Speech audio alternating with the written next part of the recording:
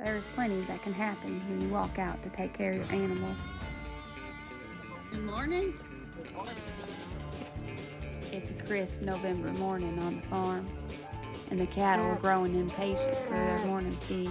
And all they see is the farmer and his tractor stirring about, and they can already smell their breakfast in the air. I think my farmer's taking quite a liking to his new feed wagon and the inline feeder they put together. I find it a little fancy, like we must be farming big now. It has made the farmer's job quite easier, although there is still a little learning to be done, like how not to scoop up part of the plastic encasing the silage. The black plastic fell in there. Okay? Fell in where? Did I get it out? That's the guy. I told one of you knuckleheads to see it and grab it, but you didn't. Pretty big piece. So. Just feed it. I'm not gonna feed it all right now.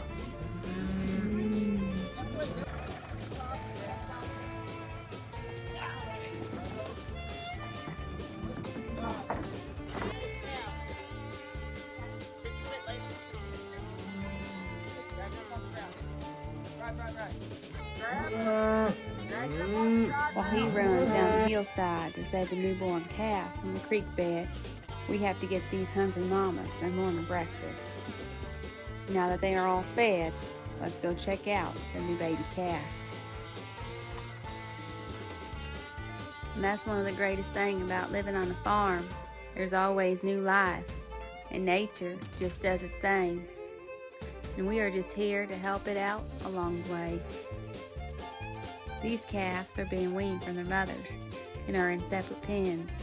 They will soon be moved to the lower farm for a little while, and then we'll keep a few of them and the rest will be sold. Now after he uses the Kentucky heels to unroll his hay, the cattle will all be fed for this morning. While he heads down the hillside to check on the new calf, I'm going to head back to the house and get my herd breakfast. And when all the herds have had their breakfast, all will be well on Ellis Farm.